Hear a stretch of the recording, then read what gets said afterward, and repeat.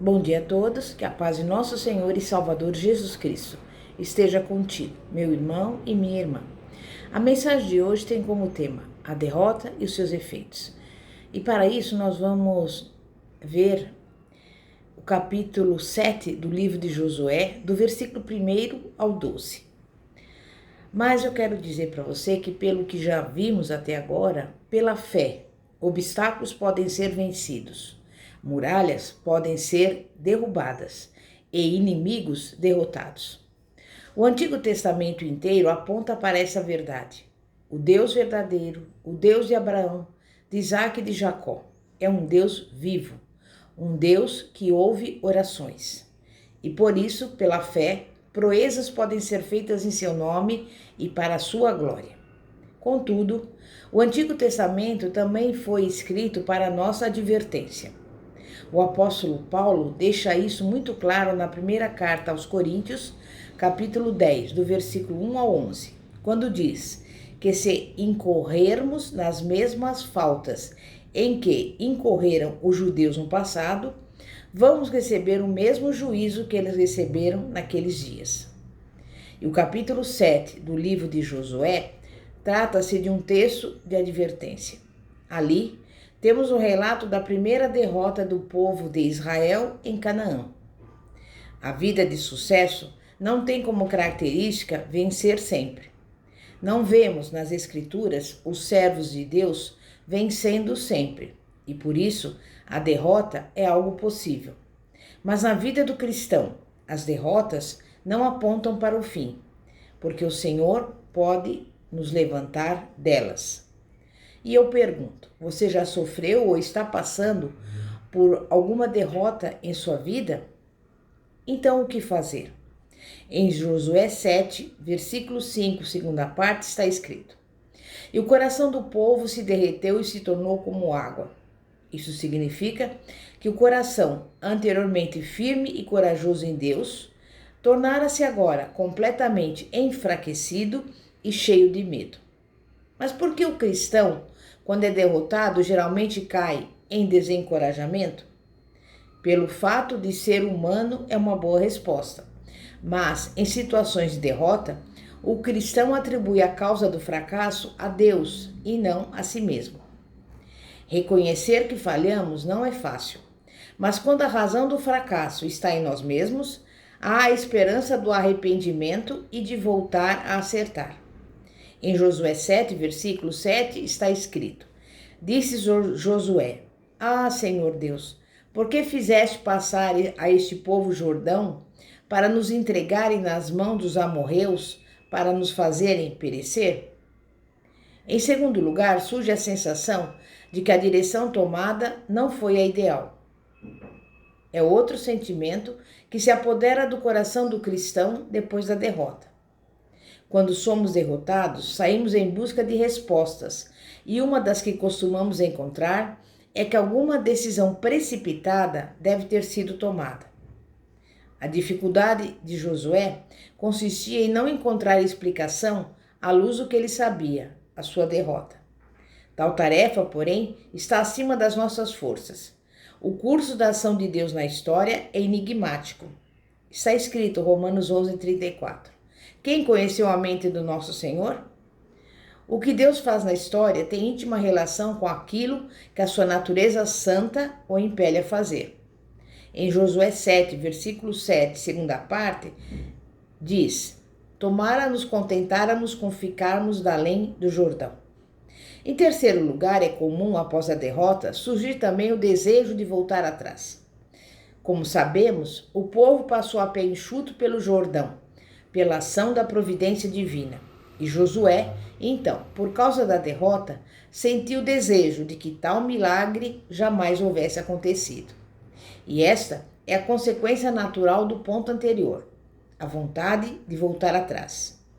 Talvez você seja alguém que está com vontade de voltar atrás na vida cristã, com vontade de romper com Deus.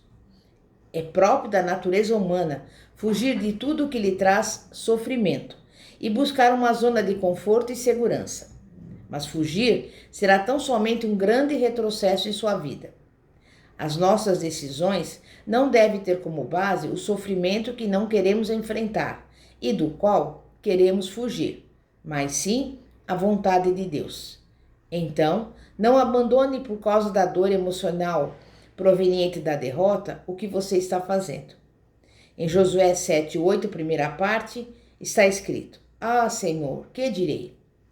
Costumamos também, após a derrota, ter a sensação de que não há mais o que dizer, nem para nós mesmos, nem para ninguém. Nada ao que dizer, pois de um lado temos a visão da fidelidade de Deus e do outro a derrota. A pessoa está derrotada, humilhada, fracassada, e isso se choca frontalmente com a certeza de que Deus o ama e que ele cumpre os seus pactos. Olhe para a vida de Josué. Ele só fez aquela pergunta por não conhecer todos os fatos. Não é possível que a mesma situação também esteja acontecendo com você? Certamente, as conclusões pessimistas a que chegamos têm vínculo estreito com a decisão de encerrar o assunto sem conhecer todas as informações. Então, o que fazer? Devemos começar raciocinando a partir do que sabemos e não do que é mera hipótese. E o que sabemos? Que Deus é santo, sábio, cheio de amor em todos os seus decretos. E essas são as premissas seguras a partir das quais devemos raciocinar. Em Josué 7:9 está escrito: Ouvindo isso, os cananeus e todos os moradores da terra nos cercarão e desarraigarão o nosso nome da terra.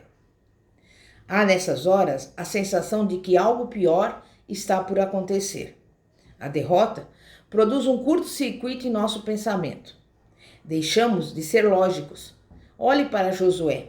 Ao mesmo tempo que atribuía a permissão divina à passagem pelo Jordão, pensava também em termos de causa e efeito, num sistema fechado à intervenção divina. Não podemos esquecer que Deus pode intervir sobrenaturalmente. Em Josué 7:6 está escrito: Então Josué rasgou as suas vestes e se prostrou em terra sobre o seu rosto perante a arca do Senhor até a tarde, ele e os anciãos de Israel, e deitaram pó sobre as suas cabeças.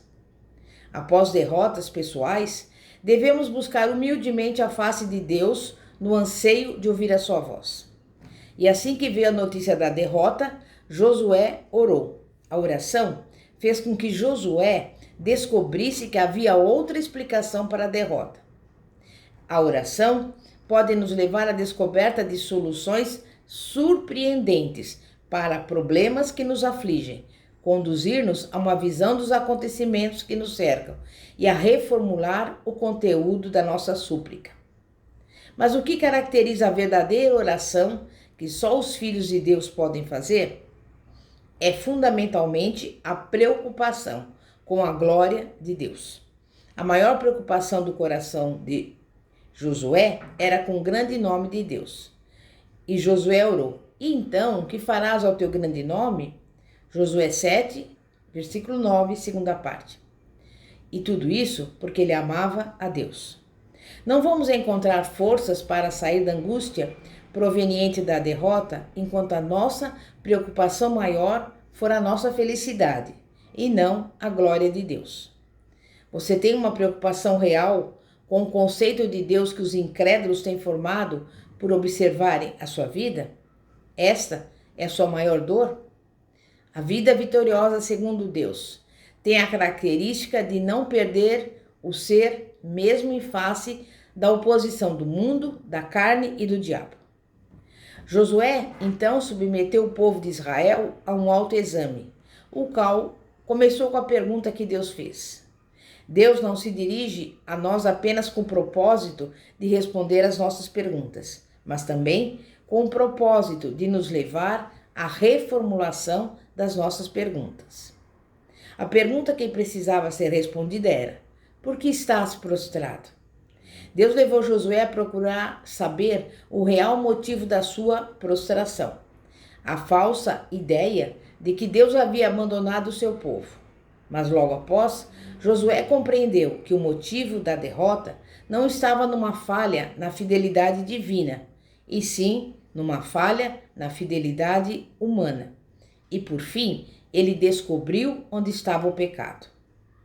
Deus não negocia a sua santidade por nos amar. Devemos submeter a nossa vida a fazer perguntas sobre a nossa fidelidade a Deus e a sua palavra.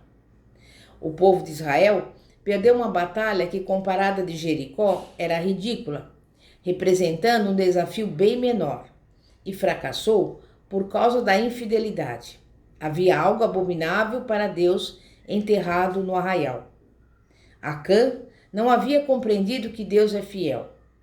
Todo pecado tem a sua origem na incredulidade, e a incredulidade torna-nos loucos.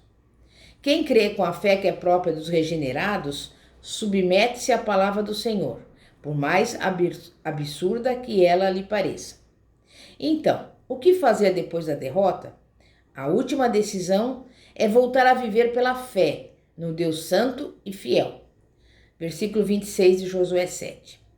Precisamos dessas duas verdades.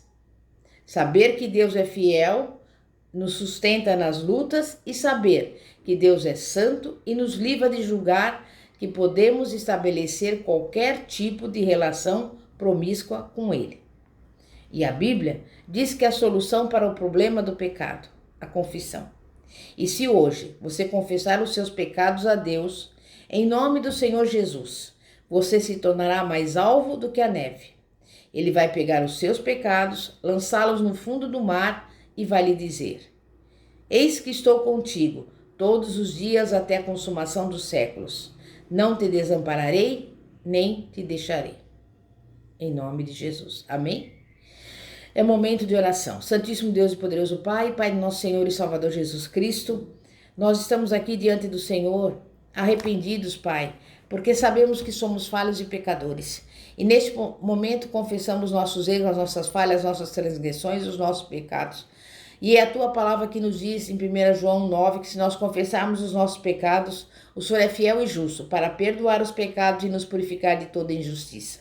Então, neste momento, Pai, nós temos a certeza e a convicção de que estamos recebendo o perdão do Senhor. Te pedimos, Pai, que a cada dia o Senhor possa nos direcionar para que venhamos ser obedientes à Tua palavra, para que venhamos, Pai, fazer tudo segundo a Tua vontade. E é por isso que nesse dia nós já te agradecemos e louvamos pela bênção, pela vitória, pela resposta, porque a partir de agora nós temos esse compromisso de viver pela fé, para que possamos desfrutar de toda a sorte de bênçãos que já preparou para nós, em nome de Jesus. Amém e graças a Deus.